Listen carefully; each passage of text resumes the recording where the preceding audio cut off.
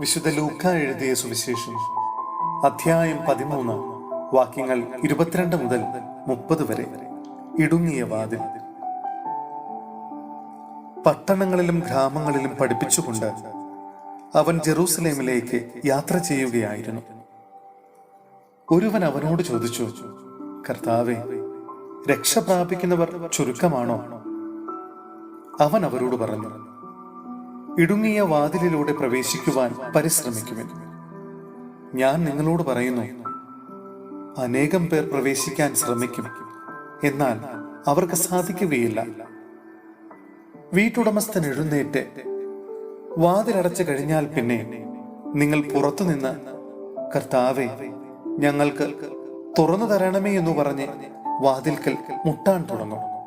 അപ്പോൾ അവൻ നിങ്ങളോട് പറയും, നിങ്ങൾ എവിടെ നിന്നാണെന്ന് ഞാൻ അറിയുന്നില്ല.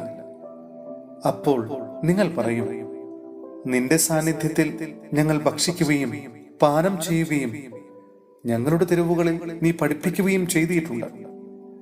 എന്നാൽ അവൻ പറയും, നിങ്ങൾ എവിടെ നിന്നാണെന്ന് ഞാൻ അറിയുന്നില്ല.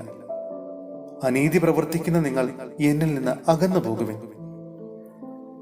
അബ്രാഹവും ഇസഹാക്കും യാക്കോബും സകല പ്രവാചകന്മാരും ദൈവരാജ്യത്തിൽ ഇരിക്കുന്നതായും നിങ്ങൾ പുറംതള്ളപ്പെടുന്നതായും കാണുമ്പോൾ നിങ്ങൾ വിലപിക്കുകയും പല്ലിറുമുകയും ചെയ്യും. കിഴക്കു നിന്നും പടിഞ്ഞാറ് നിന്നും വടക്കു നിന്നും തെക്കു നിന്നും ജനങ്ങൾ വന്ന് ദൈവരാജ്യത്തിൽ വിരുന്നിലിരിക്കും. അപ്പോൾ മുൻപന്മാരാകുന്ന പിൻപന്മാരും പിൻപന്മാരാകുന്ന മുൻപന്മാരും ഉണ്ടായിരിക്കും.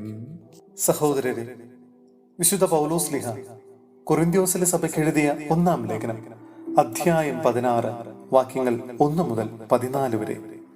വിശുദ്ധർക്കുള്ള ധർമ്മശേഖരണം. ഇനി വിശുദ്ധർക്ക് വേണ്ടിയുള്ള സംഭാവനയെ പറ്റി പ്രതിപാദിക്കാം. ഗലാത്യയിലെ സഭകളോട് ഞാൻ നിർദ്ദേശിച്ചതുപോലെ നിങ്ങളും ചെയ്യുവൻ. ഞാൻ വരുമ്പോൾ പിരിവൊന്നും നടത്താതിരിക്കുന്നതിന് നിങ്ങൾ ഓരോരുത്തരും കഴിവനുസരിച്ചുള്ള തുക ആഴ്ചയിലെ ആദ്യ ദിവസം നീക്കിവെക്കണം.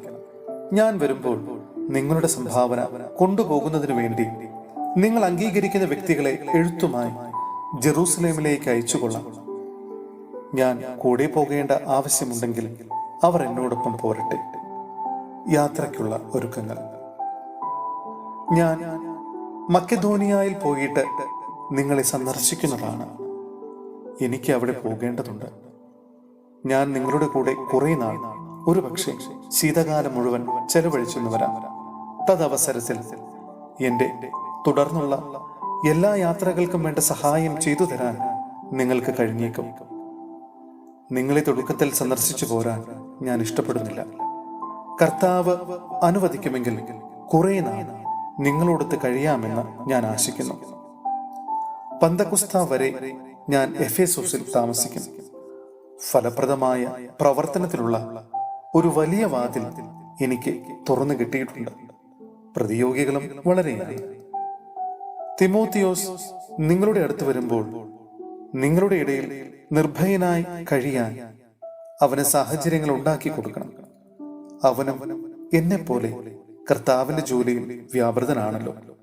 ആകയാൽ ആരും അവനെ നിന്ദിക്കാനിടയാകരുത്.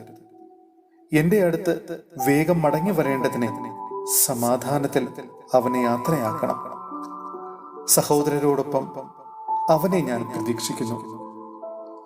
മറ്റ് സഹോദരരോടൊത്ത് നിങ്ങളെ സന്ദർശിക്കണമെന്ന് ഞാൻ നമ്മുടെ സഹോദരൻ അപ്പോളോസിനെ വളരെ നിർബന്ധിച്ചതാണ്.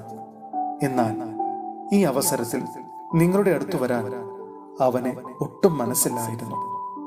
സൗകര്യപ്പെടുമ്പോൾ വന്നുകൊള്ളും. അഭ്യർത്ഥന, അഭിവാദനം. നിങ്ങൾ ജാഗരൂകരായിരിക്കുവിൻ. വിശ്വാസത്തിൽ ഉറച്ചു നിൽക്കുവിൻ. പൗരുഷവും കരുത്തുമുള്ളവരായിരിക്കുവിൻ. നിങ്ങളുടെ സകല കാര്യങ്ങളും സ്നേഹത്തോടെ നിർവഹിക്കുവിൻ.